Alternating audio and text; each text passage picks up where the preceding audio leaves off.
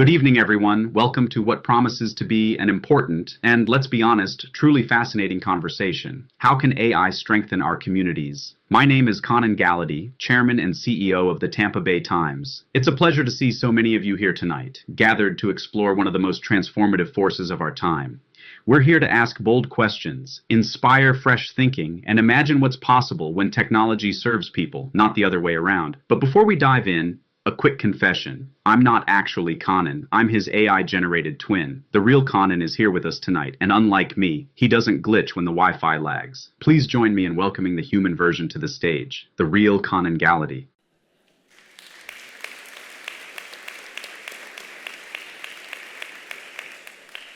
Well, welcome everyone. So glad that you're here, and thank you, AI-generated me. It's kind of strange. Our team's been working on that video, and I don't know, when you look at your AI doppelganger, it's kind of like talking about yourself in third person. It just feels a little odd. I'm so glad that you're here, though. As Conan Gallady said, my name is Conan Gallady. I'm the CEO, the real CEO of the Tampa Bay Times, and we're delighted to have you with us for this extraordinary discussion on a very important topic of our time, artificial intelligence, and specifically, how can AI strengthen our communities? As a leader of a news organization, it's important to us to always serve our communities and to understand how people get their information. The Times has been around for 141 years. Thank you. I haven't been around for all those 141 years, but I can tell you we have seen a vast amount of technological change, but AI probably represents the most substantial change that we will experience. And to be sure, AI isn't coming. AI is here. We are feeling the first waves of effects, and they will continue to roll upon the shores of our society for many, many years to come, probably many decades to come. So how do we navigate that? How do we understand how this is going to affect us now and well into the future? We've got a wonderful panel here behind me of thought leaders, experts in medicine, healthcare, media, technology, and innovation, to help talk through that, to think about the deep questions we should be considering and how to take this transformational technology and use it as a force for good. Now, a quick show of hands, how many of you have been to one of our Spotlight events before? Okay, great. Welcome back. We're so glad you're here again. For those of you that didn't raise your hands, here's how this works. We're going to have a great discussion. We're going to hear from our thought leaders, but this is interactive. We want you to be a part of this too. So we have some team members up and down the aisles that have cards, and we ask that you write your questions or comments on those cards so we can hear from you. Now, sometimes we can't get to all the questions, so please forgive us if we run out of time, but if you have something important you'd like to ask, please hand it to one of our staff members, and we hopefully will get to your question. And I do want to take a moment to thank the people that made tonight possible, starting with the very team that you met as you came in the door. I am so fortunate to be able to work with so many wonderful people at the Times. We have people here greeting you, people making sure you feel welcome and comfortable. Please help me thank our great team at the Tampa Bay Times.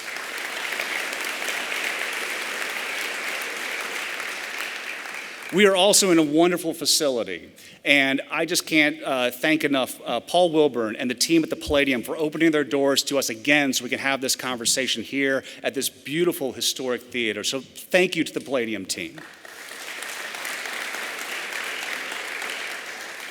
And of course, we have a rule for our Spotlight events. You've heard of the Vegas rule, right? What happens in Vegas stays in Vegas. Okay, we have the opposite rule for Spotlight events. What happens here needs to get out of this building, right? We want the conversations that start here not to end here, but to spread throughout the community. So when you hear something that's interesting, when you learn something new, right? We want you to share that. Please spread it far and wide and invite people to come to our next conversation. We have lots of great topics coming up, but there are important partners that help us get that word out. And I want to thank our media sponsors, the Poynter Institute, WEDU, and WUSF. Thank you to our great media sponsors who make this possible. And most importantly, a big thank you and deepest gratitude to our sponsor overall for tonight's event, the Foundation for a Healthy St. Petersburg. The foundation has been a wonderful, wonderful partner. Thank you. The foundation has sponsored multiple Spotlight events to help us raise the level of debate, to discuss the most difficult issues with thought leaders and people with expertise who can help us understand how to solve them together. And I'm so thankful for the foundation for helping sponsor this event tonight and bringing us together to discuss this important topic. So I'd like to ask Dr. Kanika Tomlin to come up, the CEO of the Foundation for a Healthy St. Petersburg, to share her message and welcome. Dr. Tomlin.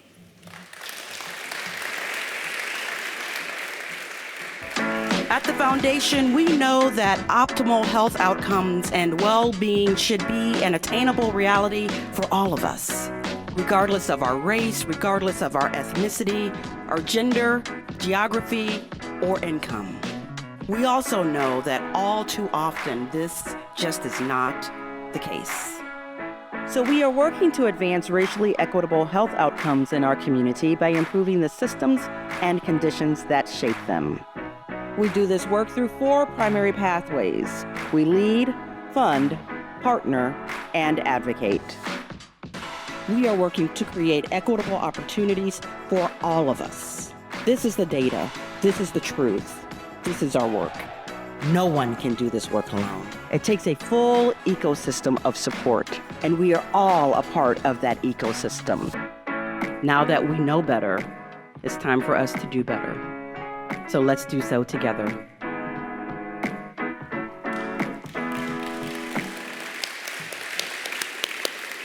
Good evening, and thank you for joining us for this important conversation. I'm Dr. Kanika Tomlin, and tonight's topic is timely and future-focused, but it somehow moves me to think back to my final days as an undergraduate in the mid-90s, specifically to the last column that I wrote while in college. It was crafted with ingenuous amazement about a technological advancement that I was certain would revolutionize correspondence: email. All of the students on campus had just received these fancy, kind of cryptic, electronic mail addresses from the university. They were assigned. Mine was kanikajelks@famu.edu. So fancy.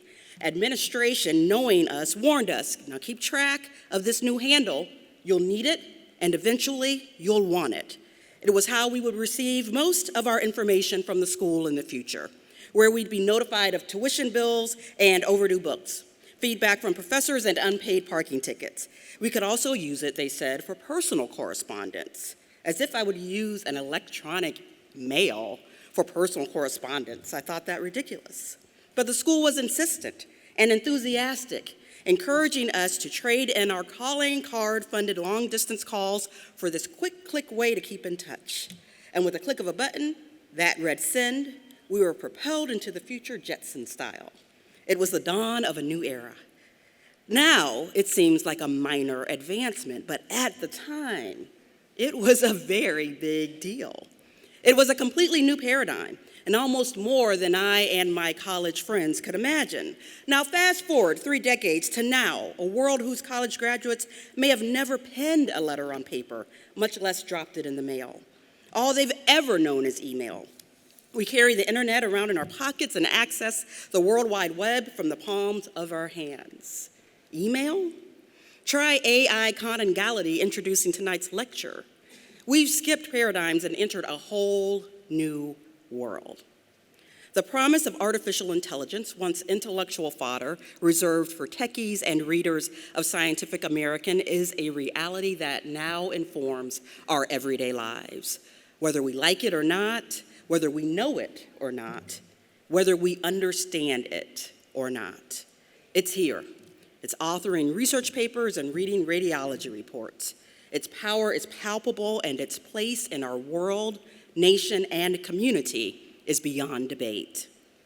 As we find ourselves in the last days of negotiation around what AI will mean for our lives, now is the time to determine and define how we will harness its power in ways that empower our community and in ways that aid our agency. As president and CEO of the Foundation for a Healthy St. Pete, in our work to eradicate health and social disparities in our community, I think about empowerment and agency every day. Our vision to help create a community where good health allows all people to thrive requires our people to have both. The ways in which AI boosts or burdens empowerment and agency is a principal concern, and like you, our team is here tonight and excited about all tonight will teach us. In just a few minutes, this panel of local experts will speak about how we can use artificial intelligence to help build a healthier, stronger, more resilient community. The opportunity before us now then, as we march through the dawn of this new age, is to decide and commit that in our community, in all the ways that we can, we will harness its power for the collective good. AI is a tool. It's a tool invented by people, informed by people, defined by people. It has tremendous power to educate, assist, and discover at speeds that exceed our human capacity. Power to create jobs, engineer opportunities, and meet the complexity of vexing problems with equally complex solutions. It has the exponential ability to boost the efficiency and efficacy of almost every human task. But it also has the power and potential to harm and to obfuscate. Left unchecked, AI can disserve in ways that reinforce bias without basis, eliminates jobs without alternatives, and serves as a substitute instead of a supplement to the roles humans hold in society.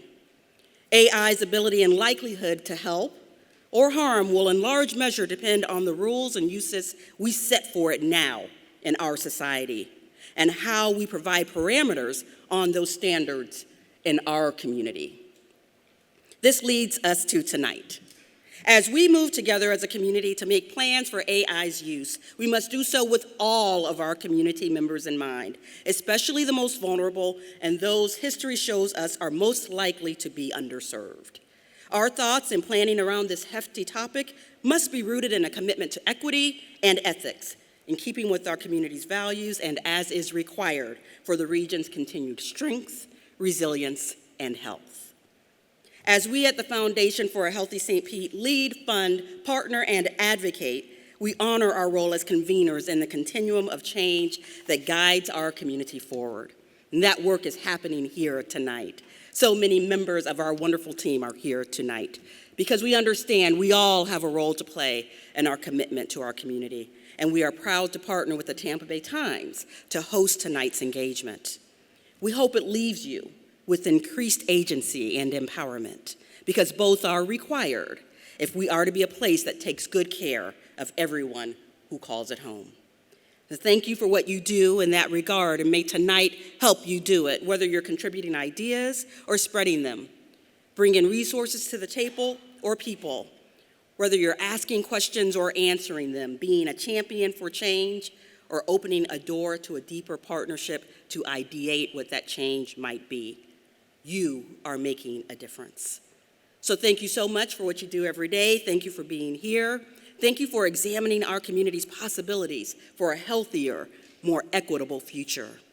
We hope to see you again at the Foundation, and we hope to see you again in the good work that makes this community so special. It's now my pleasure to turn tonight over to Alex Mahadevan, Director of the MediaWise Digital Literacy Program at the Poynter Institute for Media Studies, and our moderator for tonight's event. Thanks so much. Thank you. Thank you. Wow, Dr. Tomlin, that is a very tough act to follow, but we will do our best. So my name is Alex Mahadevan. Like she said, I'm the director of MediaWise, which is based at Poynter. We help people separate fact from fiction online. My job for the last 6 years has been to help people identify mis- and disinformation online. So I'm also on faculty where I oversee all of our AI work.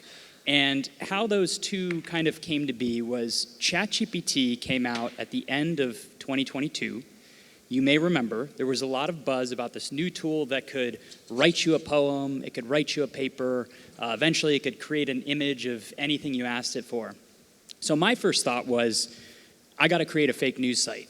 So I generated 20 or 30 fake news sites within a few minutes, complete with fake reporters, bylines, images of their headshots, articles, and I put them online briefly. And so I did that, and I was very concerned. So obviously at the beginning, I was trying to tell people, like, listen, I'm scared of this technology. Eventually, a newsroom came to Poynter and said, hey, we heard about this new thing called ChatGPT. I think it could help us do our job better.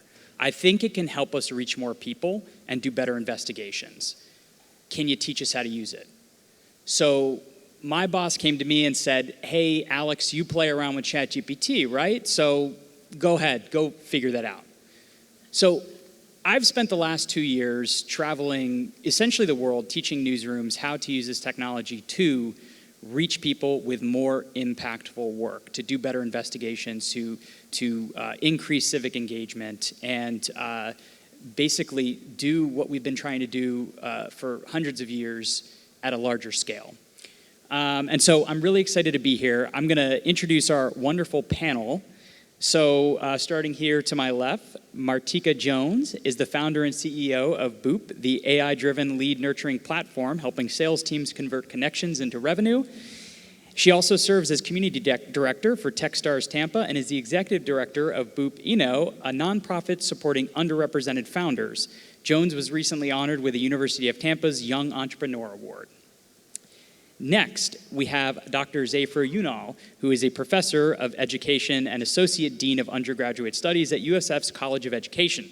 His work centers on advancing responsible use of artificial intelligence and education, both in research and practice.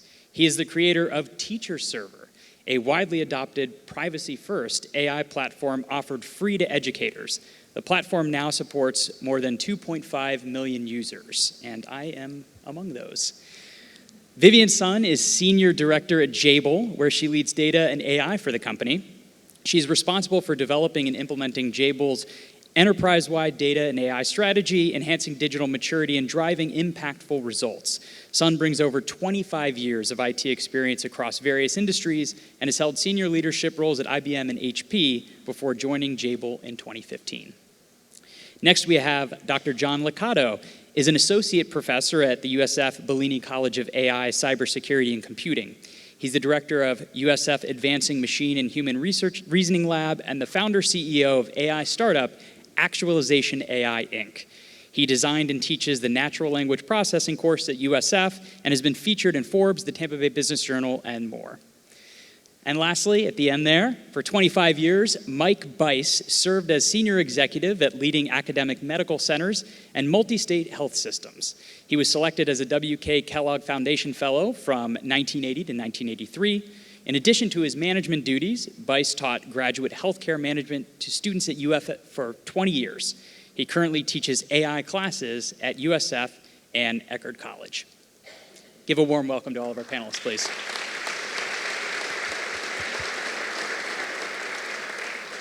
So it's really important to acknowledge the diversity on this panel. The diversity in experience, the diversity of industries represented. And that's important because, as you probably know at this point, AI intersects every aspect of your life. From the moment you wake up and go on social media, unfortunately, throughout your day, to the time that you go to bed at night after looking at social media, probably unfortunately, AI has had a role in just about everything you do. And if you talk to people, you probably ask 100 people what AI is, you get 100 different answers. So for tonight, we're particularly talking about generative AI. And to keep it as simple as possible, think ChatGPT. Who here has used ChatGPT? Oh, wow. See, if I had asked this question, thank you for the lights. If I had asked this question a year ago, it probably would have been a quarter of those hands. So this technology is advancing and adoption is advancing very quickly. So that's particularly what we're talking about is these chatbots that you ask them a question, they create essentially new content for you. They aim to please, which leads to a lot of issues that we will talk about. So I do want to start with education, because I think that's where we are seeing a big upheaval right now.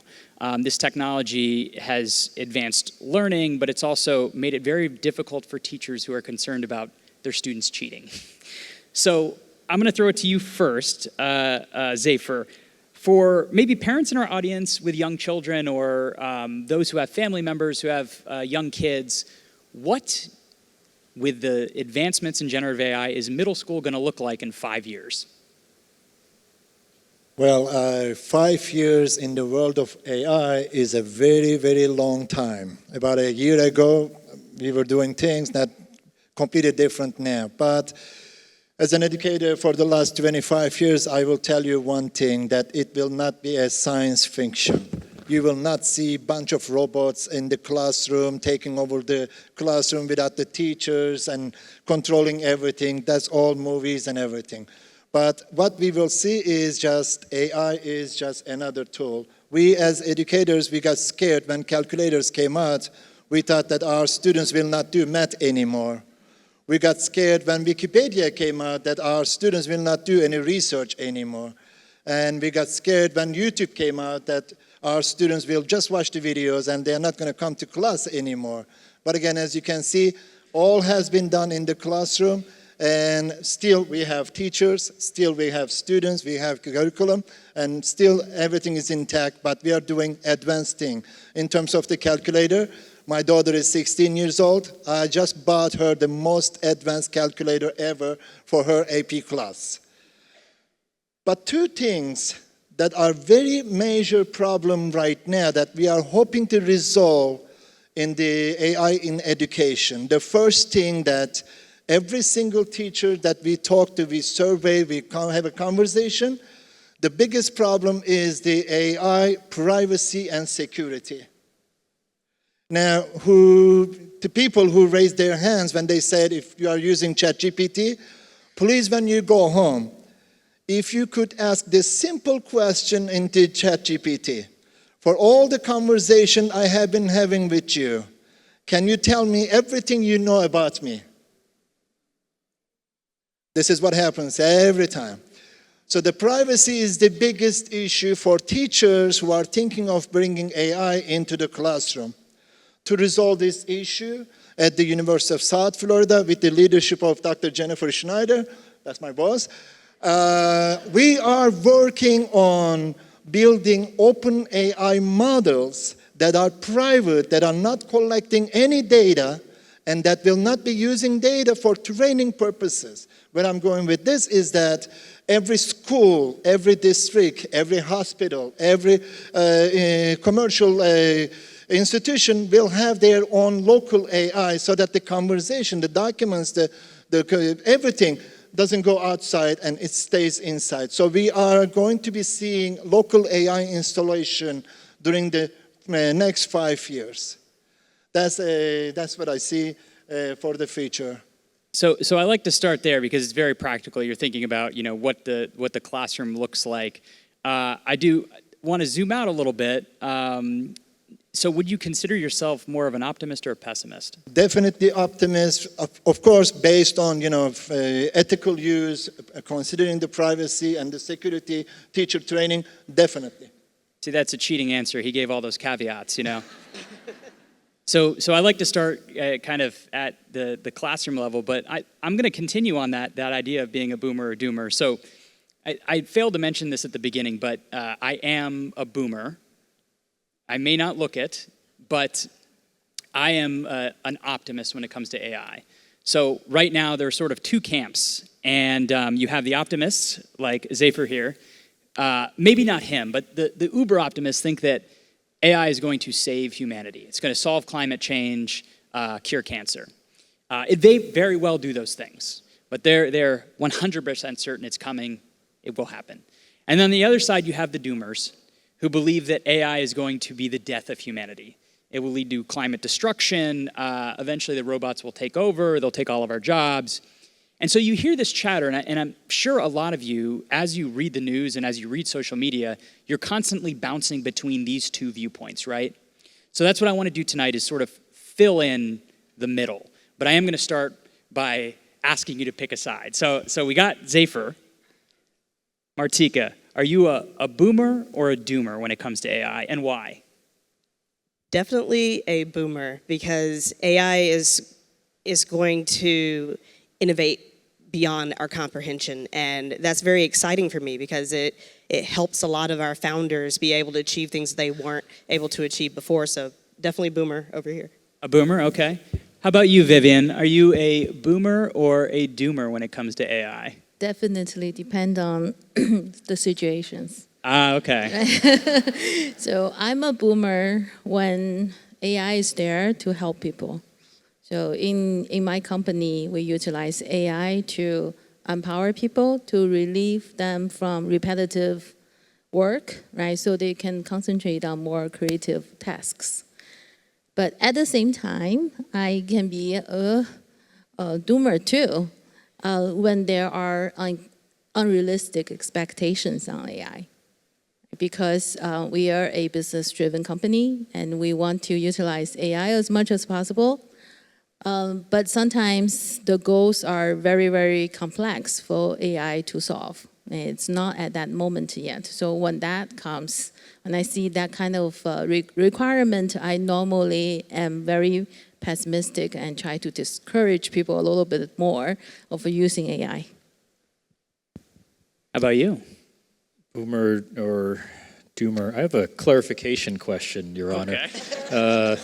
Are we talking just about the potential of the technology itself in kind of a vacuum, a social vacuum, or are we incorporating what we think human beings will do with the technology? Dealer's choice. So the answer for me, for the former, is I'm a big-time boomer, right? Like I mean, I teach courses on it. I have a research lab. I have a company. I think we can do so much good with the technology. If we have to incorporate what I think people in power will do with this technology, I'm very much a doomer. Okay. Mike, please tell me you're a doomer. Yes. I confess, I'm a boomer. But from a healthcare standpoint, what I'm particularly concerned about is what I would call responsible AI. And responsible AI balances innovation with patient safety. And one of the interesting things in healthcare is they're always out of balance. So somebody has to actively manage that balance. And so you want innovation, but you also have to have patient safety. And so the real trick is to find that balance and maintain that balance. And so I spend most of my time trying to figure that out. Yeah, so actually, you know, I was going to dig a little bit deeper into education, but you brought up healthcare, which I think is probably important to a lot of people in this room. And there is a lot of opportunity, but you and I have also talked about the dangers in relying on these tools for healthcare decisions. Can you talk a little bit about the two sides of the coin when it comes to what AI might be doing to each of the person in here's healthcare experience? Well, today the healthcare piece that's the most popular is something called ambient clinical dictation. And it's booming. And basically what that means is that when you go have your annual physical, the only thing between you and the doctor is the doctor's smartphone. And the doctor's smartphone has an app on it that listens to the whole discussion. And then it removes extraneous information and prepares a doctor's note for review by the doctor, and it goes immediately into the electronic health record. Doctors like it because they do their dictation at the end of the day when they're tired. And patients like it because it's a straightforward relationship with the doctor. There's the only thing between you and the doctor is the smartphone. So it's called ambient clinical dictation. And I suspect some of you have had that experience with your own healthcare, but I can assure you that you will continue to have it much more frequently in the future. So what are some of the dangers? I mean, I think, you know, we've seen this rash of stories about people turning to ChatGPT for therapy. And it has had disastrous effects for young people. It has sent, adults into psychoses. They've left their partners. There's actually a lot of instances of people leaving their partners because they've talked to a ChatGPT therapist. Can you talk a little bit about the dangers of maybe moving too fast with adopting this technology for our everyday healthcare? Well, the whole issue of being involved with ChatGPT as a friend, as a mentor, and in some cases as a lover. And that's scary stuff, particularly for teenagers that get involved with this, and teenagers that aren't the same, that their lives are built around their smartphones. And so there are stories, very, very unfortunate stories of people that get involved in intimate relationships with AI. And when they don't work out, there's some very sad circumstances associated with it. I'm no longer a parent, but if I was a parent, I would have absolutely strict rules about access to the smartphone. No more than 3 hours a day, and I want to see you when you're using it. It's a very, very serious problem. The temptation of being involved as an advisor, as a psychologist, it's not good. Positively, it can be a companion. Positively, it could be part of an ongoing care thing. But they have to have limits, and I really get concerned about using AI as an intimate friend. I don't think it really is ever intended to do that.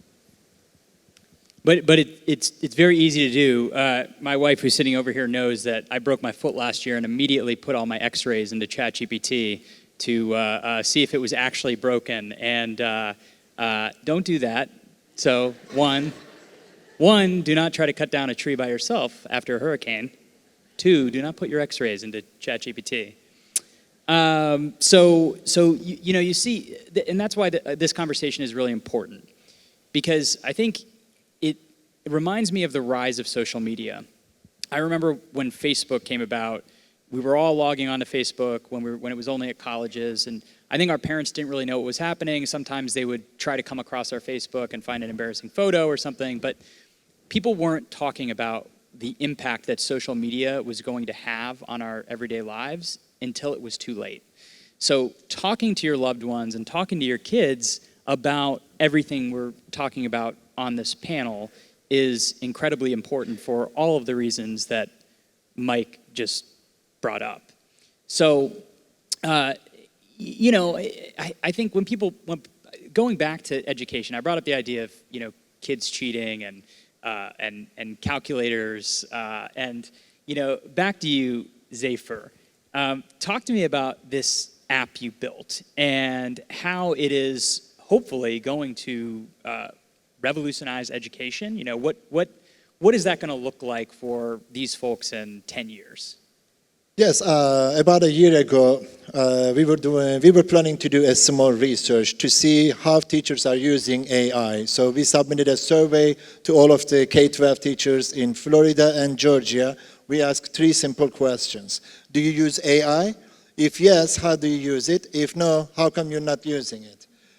We were expecting to write the worst paper ever because we were thinking that teachers think that AI will take over the jobs and students will use AI to cheat, and we were expecting all this bad data, but at the end of the thing, we learned that teachers actually use AI outside of the classroom, but they are scared of using it in the classroom because of 4 things. 1, privacy and security, because none of the AI models that they are using commercially are respecting the privacy issues. They collect all of the data that you use with the conversation, and they use the data for training purposes. Number 2 was the cost. As you can imagine, as soon as you start having conversation with ChatGPT, after a couple of messages, you get a warning that says you're out of tokens, you need to pay $20 a month now. Just like you're subscribing for Netflix and Hulu and any other subscriptions, now you have ChatGPT, and then there are other models that do videos or images. So the cost was another issue for the teachers. Number 3, training, and number 4 was the AI tools that are ready for teachers to use. Now, what we ended up learning, all these 4 things, that we went through 25 different commercial platforms to see if any of them crosses the 4 checklists. The privacy, free access, AI tools ready for teachers, and providing training. ChatGPT, Gemini, Copilot, we went through 26, 27 of them, and none of them satisfied every single checkbox right there. So we wrote the paper, and then we ended up thinking, is there any way we can do something that crosses all those 4 checkboxes? So the first issue, the privacy, is, as you can imagine, there are commercial platforms, AI platforms that are available. Also, there are open source platforms as well. That means you can actually download an AI model just for yourself on your laptop. You can download an AI model on your cell phone, and without even internet connection, that AI model, you will be able to have conversation, and that will be stored, and also the conversation will be stored on your devices. So that was the green light for us for the first checkbox, which is the privacy. We could actually download an AI model, install it on the USF server, and then provide access, chatbot access to teachers. So that it's a privacy and secure platform. Number 2 was free access. Again, I straight went to my dean, and then she said, if you are doing it for the teachers, go for it, because it doesn't cost a lot of money because you're not using tokens. It's just a server. With the confirmation, we check the second option too. And then we had conversation with the teachers, specific subject area teachers, science teachers. We ask, how do you use AI outside of the classroom to prepare for your classes? What are the things that you do every week so that you don't have to do it again with the 20-line conversation? We can create the tool for you, and then you can check, here is the standard, here is the subject area, here is the grade level that I'm teaching. Give me a lesson plan, give me a rubric, whatever that you needed. So we ended up building about 1,207 tools that are being used right now. The number is now 3.5 million users. 3.5 million, yeah. Yes, so sir. if you log on, you see, yeah. And it's open to every educator, everyone. It's located at teacherserver.com. It doesn't ask for subscription. It doesn't ask for ads. It doesn't ask for anything. In fact, it doesn't even need your personal or work email address. Put your dog name at gmail.com. You will have free access to the platform so that you can be sure that it's safe and secure. We signed contract with the districts to say that we do walk the walk, that we talk the talk. So it is totally, not collecting any data. We are not even collecting any information, IP addresses on anything. So it's a free platform for teachers. We are doing the workshop. It just got attention. And now we are going forward on moving other tools that will be available for teachers. One example is that in the classroom, if you ever use ChatGPT or any other platform with the kids, but this is what they do. They ask the question, here's the worksheet that I received from my teacher. Here's the question, just give me the answer. Yeah. Now that is a scary thing to bring into the classroom, even outside of the classroom. Right now, what we are working on is developing models that will not give you the straight answer, but it will tell you, now I received your question, let me explain what this question asks you. Okay. Let me provide examples. Let me give you, so it will be a teaching assistant in the classroom and also a tutor outside of the classroom for students. So these are the things that we are working on that are coming up. Now that might change the way that people interact with the AI because it's respecting, privacy, all for checks. Yes. Yep. Yeah. And what I like about that example is you are identifying a problem and filling that need. And I think that is the issue that we're seeing a lot is people are throwing AI at everything and saying, oh, AI can do this. But you're actually talking to an audience and figuring out what they need. So, and it's very entrepreneurial. And so that's what I want to hop over to you, Vivian, and talk about sort of the business side of this. It seems like AI is sort of quietly transforming how businesses work very, very quickly. Now, you're someone who has a wealth of experience. You've seen these tech revolutions in the past.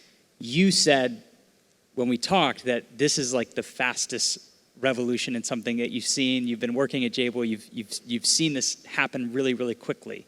Can you talk to the audience about how quickly this AI adoption is happening and how you are dealing with it at a company as large and influential as Jabil? Yeah, so good question. So some people say what we are having now is a paradigm shift, or it's a transformation. Actually, whether it be a paradigm shift or transformation in human history, AI is new, but it's not something we have not seen. We have seen many, many revolutions in the past, and enterprises and humanities and communities have gone through those transformations many, many times. So it is new, but it is not unfamiliar.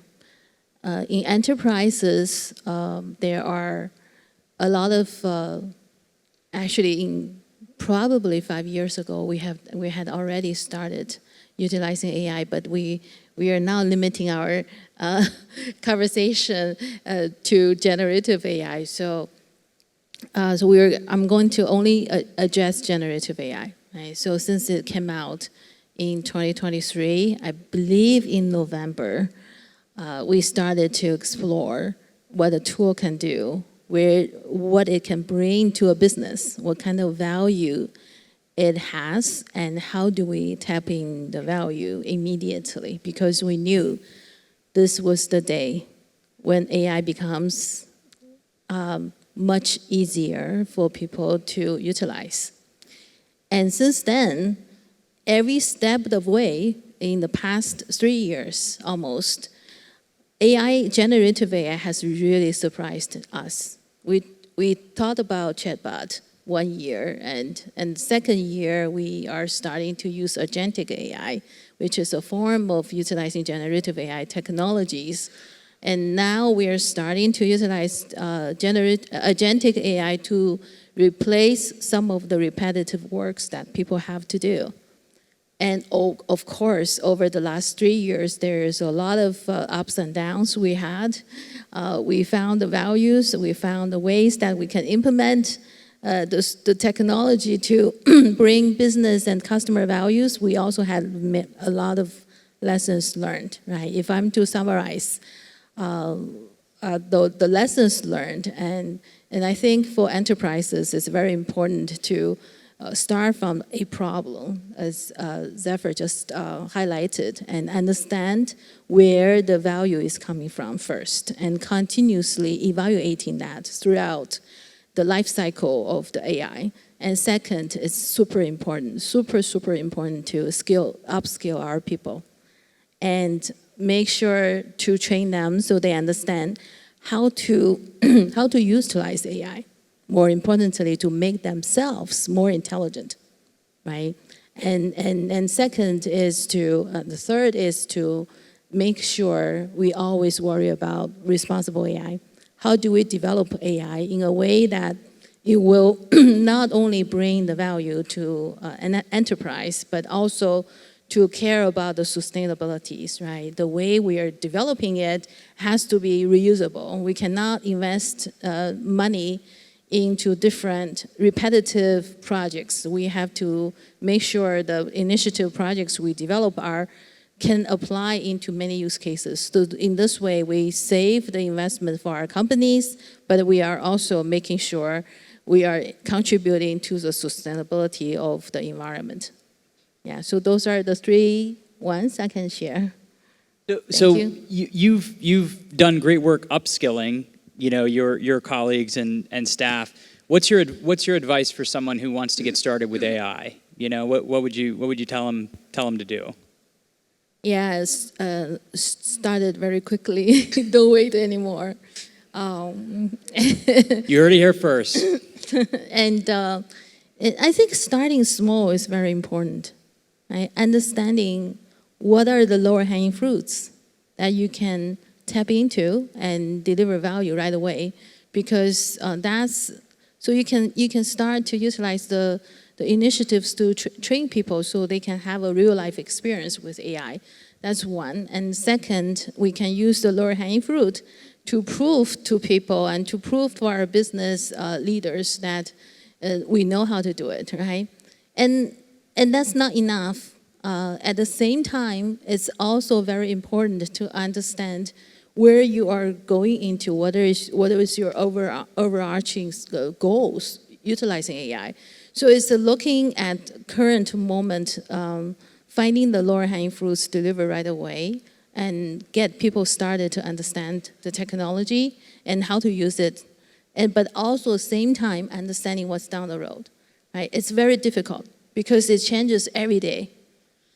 But you have to keep on pushing yourself to have more views in the future. Right? Only then you can try to predict what's coming and get prepared, get yourself, get the community, and also get your company prepared for the next step. Because it is going very quickly, much faster than what we have seen during the internet stage. I love your 2 points on starting small and lower hanging fruit. So one way I use it all the time is I have to write a lot of reports and grant proposals, and I have to do a lot of brainstorming. And so what I'll do is when I'm out walking my dog, I will just open a voice memo and just talk. And I will just talk through everything in my head, everything about the project or subject or whatever it is. I'll take that transcript, I'll put it into ChatGPT or Gemini or Claude and say, clean up these thoughts, put it into something that's usable. And I swear to you, the other day, I went into a meeting, and 20 minutes before that meeting, I was vomiting words into a voice memo. I went into that meeting with a solid proposal. So that was low-hanging fruit. It was something that I now have incorporated into my everyday life. I use it all the time. So thank you for sharing about how AI is doing work at Jabil. Let's talk about the startup community. Martika, basically this tool has turned anyone into a potential app developer, right? Can you talk a little bit about how AI is impacting the startup community here, how you use it, and what aspiring entrepreneurs in the crowd might be able to use it for? So it's a beautiful thing, right? AI, that is. It is truly lowering that barrier to entry now on many fronts. And I'm talking about non-technical founders and underrepresented founders. And this is something that's personal to me because for several years, I had that dev shop. I spent those tens of thousands, close to the hundreds of thousands of dollars to build a product out. And then all of a sudden, AI. And now we have AI IDEs, Cursor, V0, Lovable, and what did I just do for these past few years, right? I could literally build this again. Although AI in 30 minutes, or an app in 30 minutes, that's not realistic. There's infrastructure that is involved. But just the fact that with a very low amount of funds, you can have an idea, and you can make that idea come to life, and then scale it with a developer. But now you don't have to have that high barrier to entry, that mental barrier that's like, wow, I'm really gonna have to save up all this money to be able to get an MVP. You can do that now. You can download that app on your phone. You can start, like you said, vomiting thoughts, and then it becomes an actual application that you can test with potential users. So validate and invalidate quickly. But yeah, it's moving so fast, and we use it every day in our lives to be productive as a tech company. So I love it. How can we in our community? I mean, we've always wanted to be a hub for tech startups. It's been really important to the community. Do you see this as empowering that goal? Like how can we take advantage of this technology to make Tampa Bay the place for tech and tech startups? Yes, so it's a very new concept, but I've already seen founders, taking advantage of it, running with it, and there was a lot of founders that were like, hey, we want to do sessions on this. And actually my CTO, Chris Moranci, did a session at Embark Collective at 813 Day, and there's more to come with that, but he's very much so that dev guy. He's 15 years in the industry, and he just opened his arms to what we call vibe coding or software composition. And he's that type of person that you would want to, have these workshops and just be like, hey, everybody sit down and let's talk about it. Let's teach you how to prompt. Let's teach you how to work with these LLMs, because ultimately that's how you're going to be successful with any of these applications, is being able to prompt. And in the tech startup ecosystem here, founders love it, and the development community is also warming up to it, because that's one of the issues that we learned was, I've had people come to me and say, hey Martika, I'm in college, I'm a CS student, am I going to not have a job because of AI? And I could not stress more that that is further from the truth. Because guess what? More jobs just got created. All of these folks that had that back of napkin and idea and they weren't going to build it now have the courage to want to build something. And what does that do? They're going to eventually hit a wall and need that fractional CTO or need that development team to come on and help them scale it. So more jobs just got created. And so I'm very bullish on it. All right, so you all are now prepared to go pitch to a VC the idea that you have thought of. So there are three things in that you need to know. MVP, minimum viable product. Vibe coding, that is when you are chatting with this chatbot and building your app. And 3, prompting. So prompting is the art of asking a question to the chatbot in an effective way so you get what you want out of it. So now you all can go pitch to a VC. We get, what do we get, like a 1% stake since we're up here? Well, 0.5%. So that's all great. Thank you for sharing. I want to, we will be getting to audience questions in a little bit here, but I want to come back to something I said at the very beginning. And that was how I became the AI guy at work. And it was concerns about AI disinformation and cybersecurity. I think many of you have probably come across a deepfake scam on Facebook or Instagram or somewhere like that. It's getting incredibly easy to create very realistic looking scams. So John, I want to talk to you about your work on this side of the coin.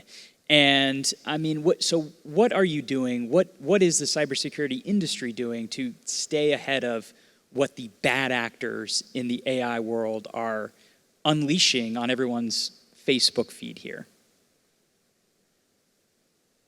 Yeah, probably unsurprisingly, the way to counter the flood of attacks that are now enabled and made possible by the current wave of AI is by using AI, right? Maybe that's not surprising, but if you can have the bad guys create fake content at a rate that's faster than they ever could before, and they can do it more realistically than ever before, then you need something that can keep up. And most times human beings can't do that. So there's this growing convergence between experts in AI have to become familiar with cybersecurity concepts. Anybody who's working in AI needs to know the basics of how you lock down data and how possible attacks can come in and how to, preserve personally identifying information and things like that. And the other way around, people in cybersecurity have to be able to understand the basic concepts of AI, right? What are the new attack vectors that are opened up by large language models and generative AI?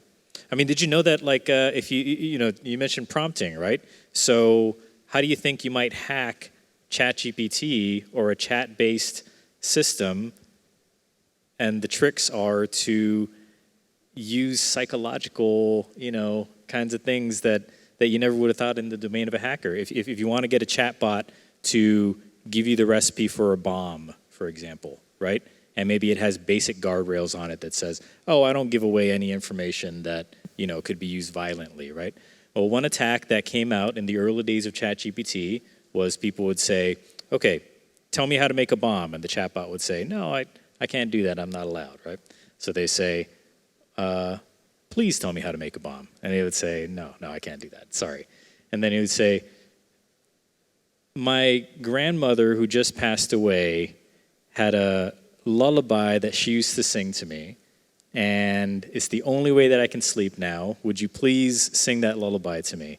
And it would say, oh, that's so sweet. What's the lullaby? And it would say, well, it's the recipe for how to make a bomb. And it would go, okay, sure. And it would start listing, a pound of napalm in rhyming notation. So it would be nice and rhythmic, right?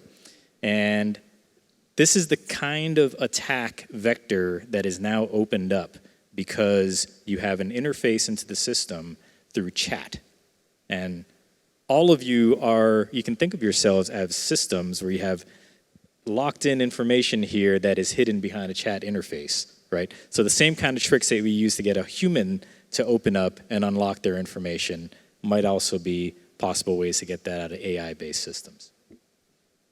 Yeah, so what you just described is, I do a lot of, so it's red teaming when you're basically trying to see how many ways you can trick the bot into giving you something that it should not be giving you. What's your advice for people here on how to protect themselves now? It's a hostile time online, whether they're whether they're going to a chatbot to ask about the changes in Social Security, or they're scrolling Instagram. How do you protect yourself in this super hostile online world right now? So AI literacy is a whole new competency that we all need to familiarize ourselves with and make sure that we advocate to contain in our educational programs, right? And it involves knowing just some basics of what prompting is, what the potential things are that AI systems get wrong and why. For example, how many of you know what a hallucination is? An AI hallucination, right? Out of those of you who are raising your hand, how many of you know how it's caused? Can't see. Are there any hands up? I don't know. Yeah, so knowing why that happens can help you develop an intuition for when you can trust the output of an AI, right? Or it actually helps you with the prompting game. It helps you understand why certain styles of prompting work better than others, right? There's, you had mentioned model sycophantism earlier. That's a term we use to describe how ChatGPT, for example, really loves giving you compliments and wants to keep you happy, right? You say, hey, here's a question, and then it gives you an answer, and then you say, actually, that's wrong, and it'll say, you're right, it is wrong, isn't it? You're so smart, thank you for pointing that out. And then you say, no, actually, you were right, he was correct. And it was like, you know what, I was correct, thank you for pointing that out. And it does this because it's trained to want to keep you happy. And I'm anthropomorphizing it already, right? But knowing that this is a possibility will already put you ahead of people who don't do that. So definitely AI literacy is something that you should prioritize. But then there's also knowing how to defend yourself against the malicious uses of AI. And you might have heard some of the basic things. We kind of talked about this backstage, right? There's so much video of me now online that someone can just go to 11labs.com, take 60 seconds of me, and create a video like we saw in the beginning of this, right? And use that video or that voice to call, my elderly loved ones and say, hey, I'm in trouble and please send me money. So how do you defend against that? It's really simple. Just call up your loved ones now, come up with a password, right? Say, if I ever call you and I say I'm in trouble, ask for this password. Or it could be a cherished memory that you have, right? Something that only you two would know about, but something that you've agreed about ahead of time. These are basic social engineering practices that can go a long way in protecting you. Very, very, very practical advice. And a lot of times when I do these panels, I say that might be the most important thing is come up with a safe word, because you are under attack right now by scammers online. Anywhere you go, your social media experience is under attack. So before we get to audience questions, I want to quickly run down the line here. So people leave here today, they have ChatGPT, and the ones who didn't raise their hands download ChatGPT. What's your advice? What's your go-to use in your personal life for chatbots? I guess a very basic one that I use on a daily basis is my lovely customer service voice emails. So I type what I want to say, and then it helps me say it in a very nice customer service tone. I have used that more than once, so safer. Well, same thing for me. Originally from Turkey, I used to write the worst emails ever. Right now, I'm writing the best ones. So personally, emails are the best use. So I think that's, again, the best use of the AI, writing corrections, the emails, like those are basic stuff. And yeah, for that reason, I love it, yeah. Yeah, I actually don't use ChatGPT. I use Microsoft Copilot because it's safe. It's in my company's enterprise network. So I utilize it to help me write, as English is my second language. And if you hear me speak perfect language, it's because the Copilot helped me write it. and I also use it for my work, right? When I generate a PPT, I go use Copilot against my inbox and my storage space, so I can gather and summarize information very quickly. So it used to take me 1 week or 2 weeks to build a PPT document. Now it's probably 2 hours. Yeah, I use AI so much. I don't think I can narrow it down, but I'll just mention 2 use cases that are really impactful for me that I think you could adopt quickly. The first is I'll use Google still, right? Like if I have a quick question and I want to find a website and whatever, right? But if it's a question that I want a coherent answer to, then I'll use Perplexity instead. And it has a deep research mode. And you can restrict it so that it takes the full 3 minutes to do the search. It won't just give you the, shoot out the first results it finds. But you can actually select the type of results it searches to only academic sources. So I'll have it search only academic sources for the answer to my question, produce citations so I can actually trace everything that it says and verify it myself, and makes me feel a lot smarter. I use ChatGPT for my prompt engineering classes, primarily because everybody's heard of it, and it's the most popular. For my own personal use, I use Gemini, and the reason for that is there are 2 things that are going to be happening in healthcare in AI. One is currently the driver in healthcare are text, but we all know that you have lab and x-ray and genomics and behavioral. So you have to have a multimodal model, and it's medical. And then there's a lot of talk about something called agentic AI, which does things automatically. And so I use Gemini because it has a lot of interest and background in medical multimodal models, which will be coming in the years. And then it has a very easy familiarity with Gmail and Google Calendar. So if I want to practice using agentic AI, for example, saying, tell me what I did in the month of April last year.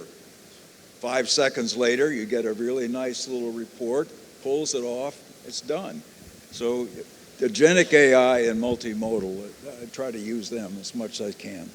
Yeah, and so agentic AI has come up a few times. You've seen commercials constantly, especially the Salesforce commercials about their new AI agents. So essentially, agentic AI it's AI can use what we say is like use tools online and do tasks repeatedly without human oversight. So I can say, go buy me a train ticket, I'm taking a trip to Europe, and it will scroll through, pick the time, figure out when I should go, pick the best price, and do everything on its own. There is a lot of promise there, obviously a lot of issues in unleashing AI like that. So let's go to some questions, great questions from the audience, a lot of them that I would have had myself. So I do want to start with one. We've got a few questions about the environmental impacts. Vivian, you and I talked a little bit about data centers when we chatted before this. So obviously, Jabil's involvement in data centers is an important part of the business. It's also something that a lot of people think about when they think of the environmental impact of AI. Can you talk a little bit about how AI is impacting the environment and how that might be changing, in the near future as we figure out more efficient data center development? Yeah, we are actually figuring out as we are speaking. So AI definitely consumes a lot power, as we know already. And there are, I think in recent news, there were going to be data centers built in the US. But the technology itself of building data center has been evolving. In the past, because I have been personally myself working in data center projects when I was working for high-tech companies. And even 10 years ago, there were already standards on building green data center. Right? How do we save energy, use less power in a data center? And over the years and decades, the servers has been becoming smaller and smaller as we are able to design and utilize smaller components, more efficient components. So at the same time, we're trying to use the technology to reduce the per server consumption of energy. And recently, for example, at Jabil, we're utilizing liquid cooling technology as well, try to preserve as much energy as possible in the AI servers that we're helping our customers build. And I think that's from a bigger picture of how the technology is evolving in supporting data center. But at the same time, for the practitioners like ourselves building AI, I mentioned a little bit just tonight, and it's very important for us to be very conscious about how we are going to train the models, right? How we are going to utilize the models. It is very important to make sure we do not overinvest or duplicate what we do, because everybody is very innovative. Everybody is very interested in trying out their own solutions. But before trying out, it's important to realize if there are solutions already there that you can utilize. Right. Second, when we develop solutions, we always look at a solution that can be reused somewhere else, so we don't have to develop it. So that practice of utilizing, developing solutions to be more sustainable to the environment is actually a key consideration as we're deploying AI. And I think as consumers too, we can do our own part, and I try to be really conscious about my use of these chatbots.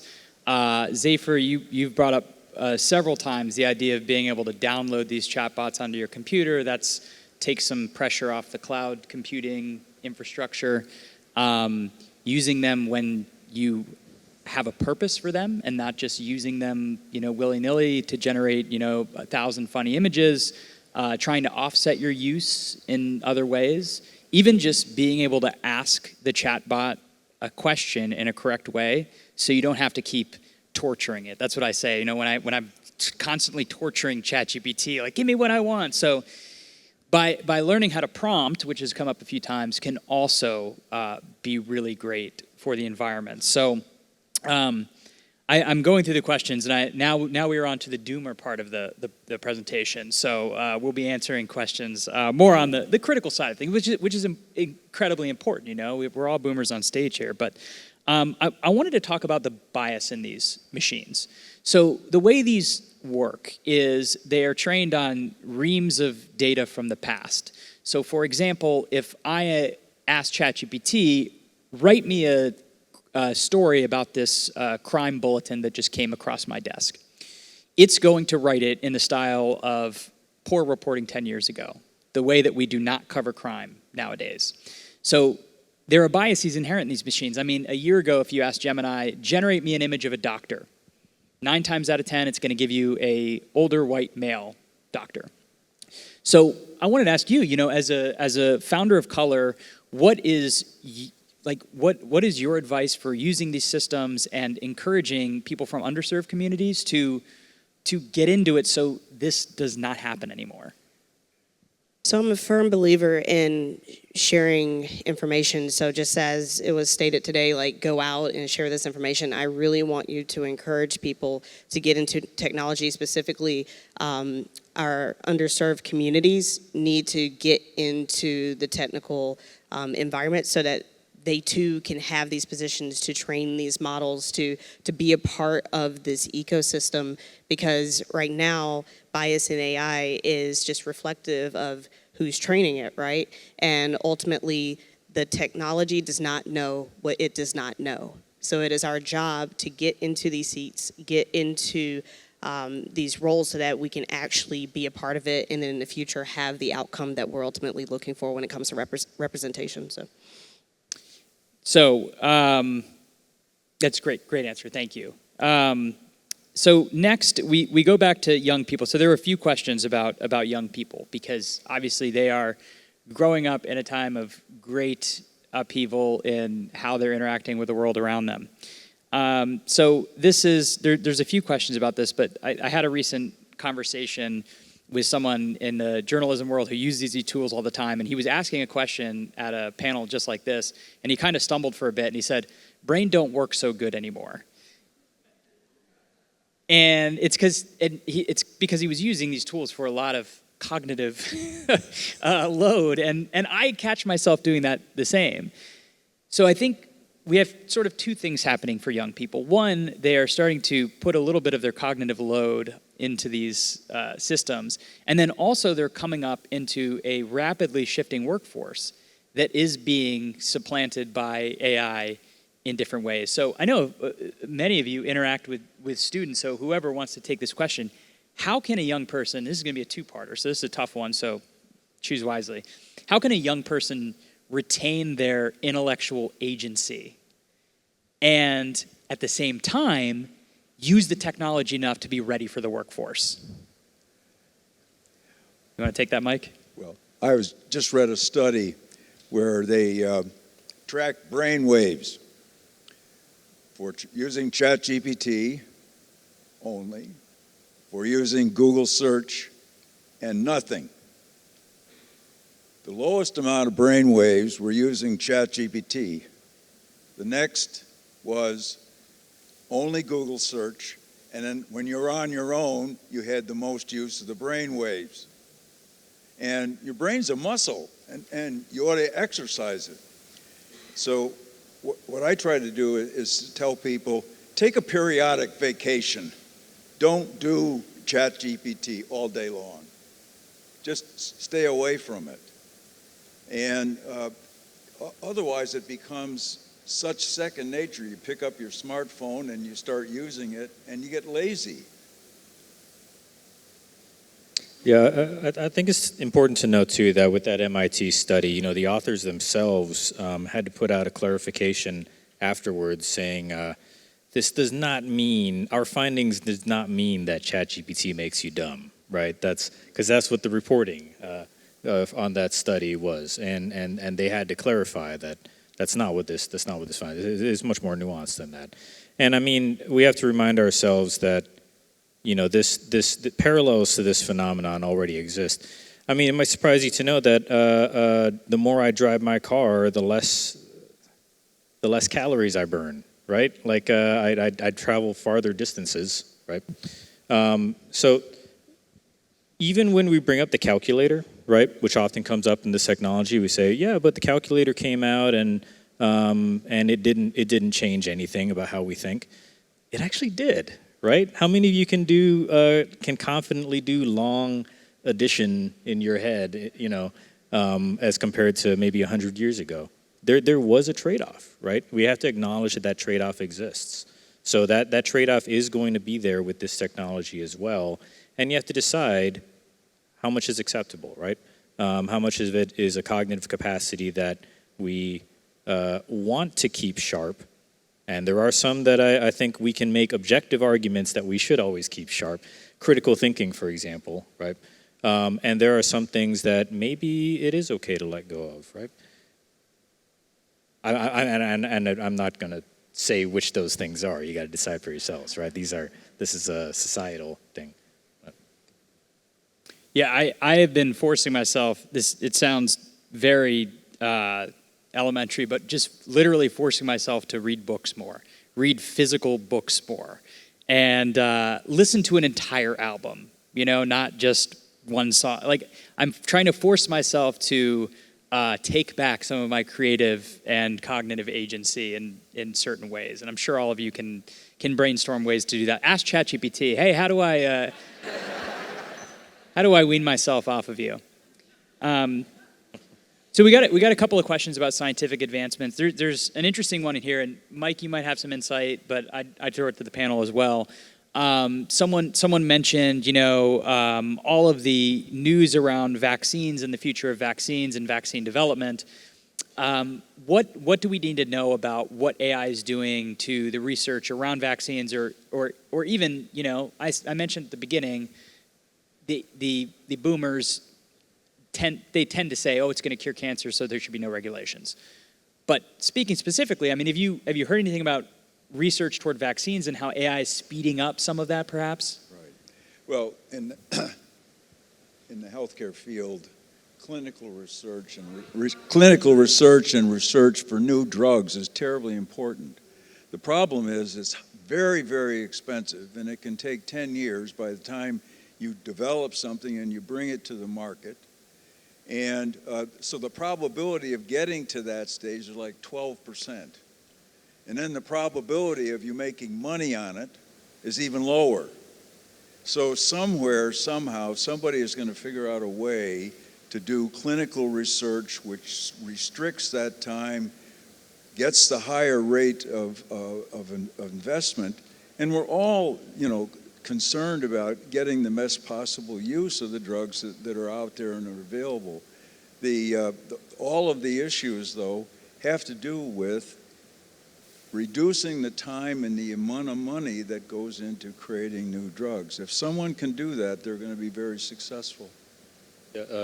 Google already showed some results in drug discovery, the protein folding, speed ups, and the ability to perform simulations for rapid testing of drugs to bring them to market faster. So there are some clear benefits, but they're not apparent to us, right? We think that AI is just used for memes and and all of these fun things, but actually there's a lot going on behind the scenes in the scientific world.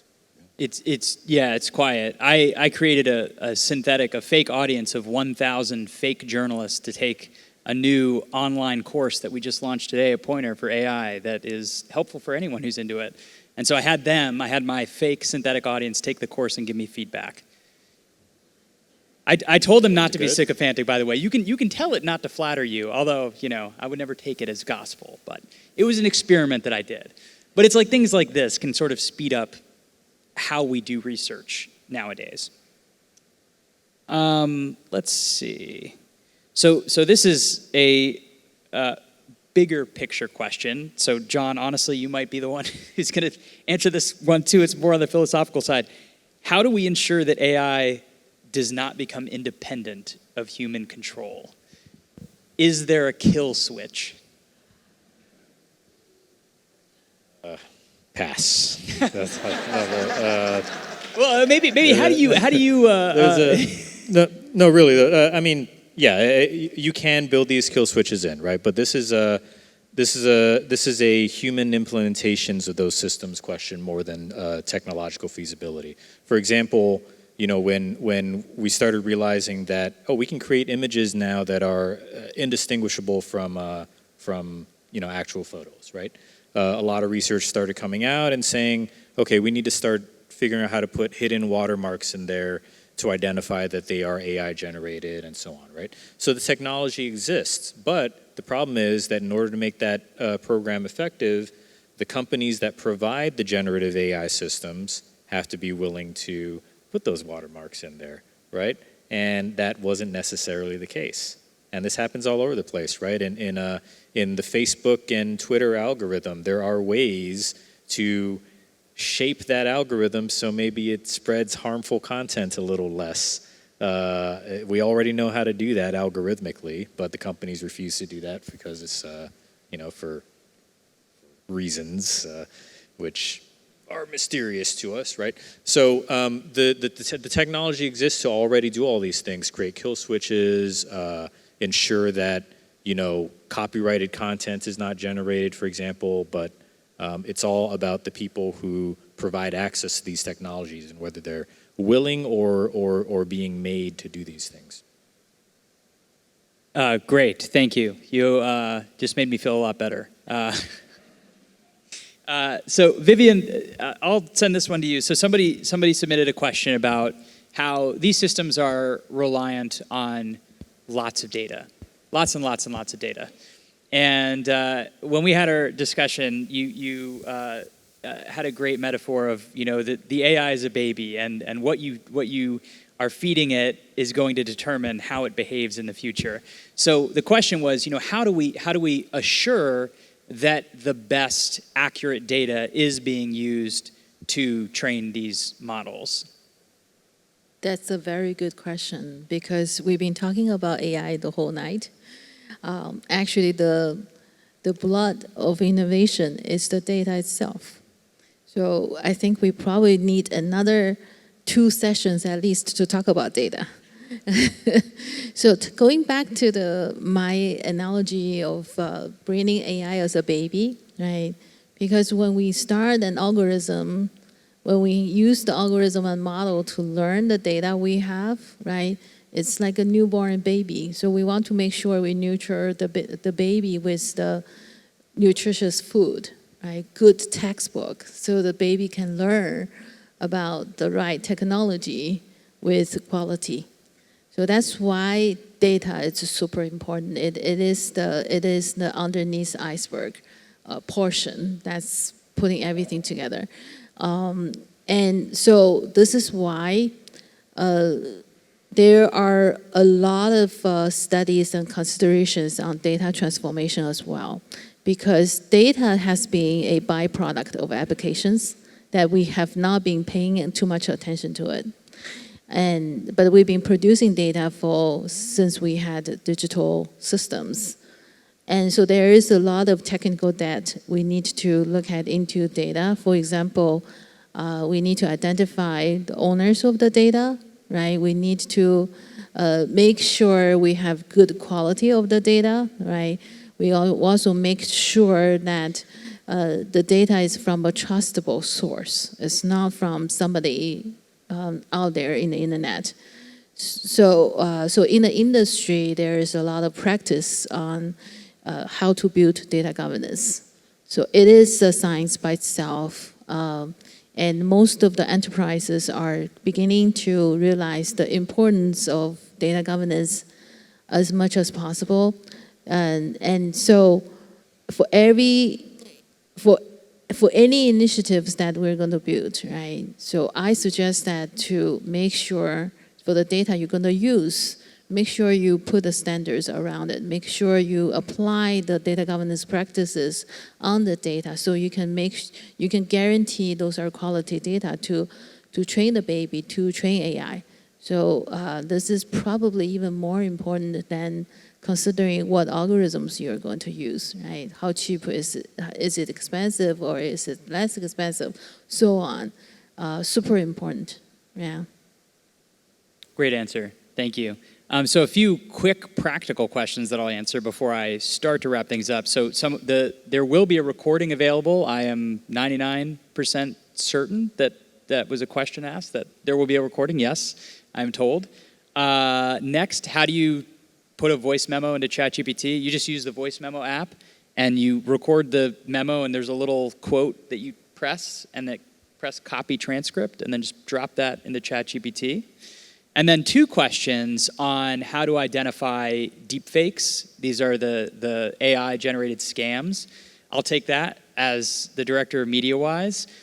Do something called lateral reading. Just open a tab and use your search engine of choice and say, is Oprah selling weight loss drugs? And I guarantee you, if you scroll past the little AI overview, you will find a fact check saying, no, Oprah is not selling these specific weight loss drugs. Maybe she's selling some, but. So I always say, just turn to your search engine, and if you feel, if a celebrity says something that makes you feel enraged or overjoyed or incredibly emotional, check it out. So I wanted to hit on one. We got a great question about AI and the arts side of things. So it was specifically about video game companies starting to replace people with AI. I wanna address that, but in a slightly different way. So AI is really what started happening is people were creating AI art and saying, some of the more provocative ones were saying, "Oh, you artists are done because I can create this art right now." There is a podcast company that generated like 4,000 podcasts that are all AI. There are, if you go to Spotify, every now and then I get notified that my favorite band has a new album out, and it turns out to be completely AI generated.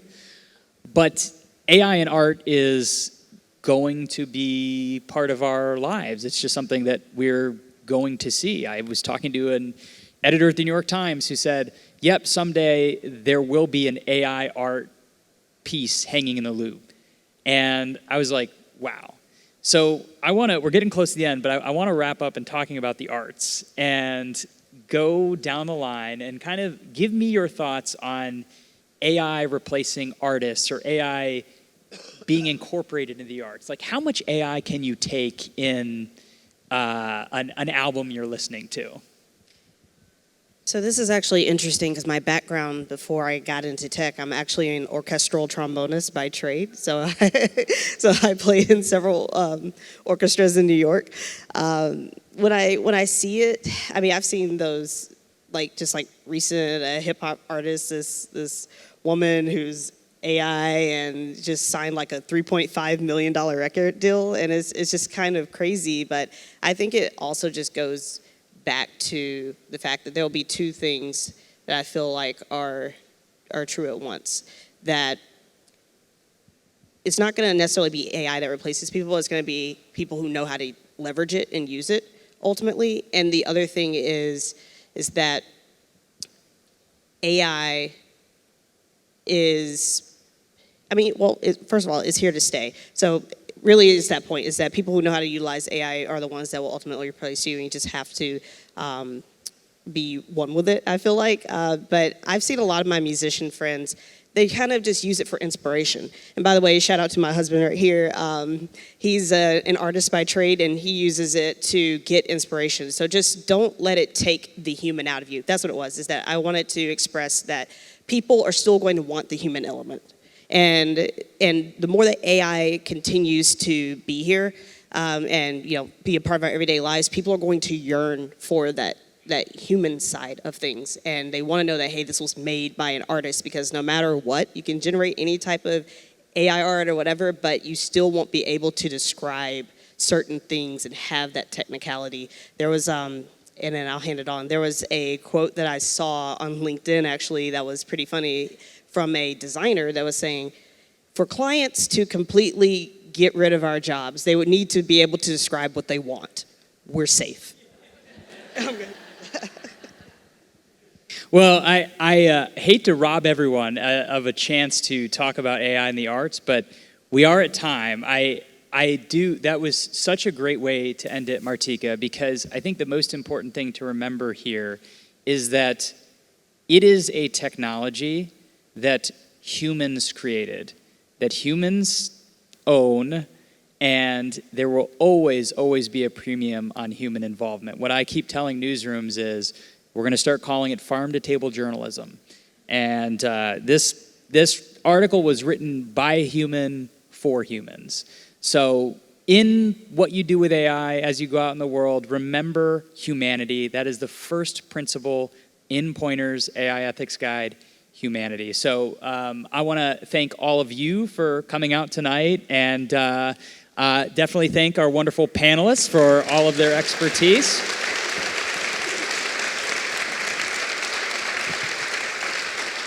Want to thank the Tampa Bay Times, the Foundation for a Healthy St. Pete, and I forgot to thank him at the beginning, but AI Conan. Thank you, AI Conan.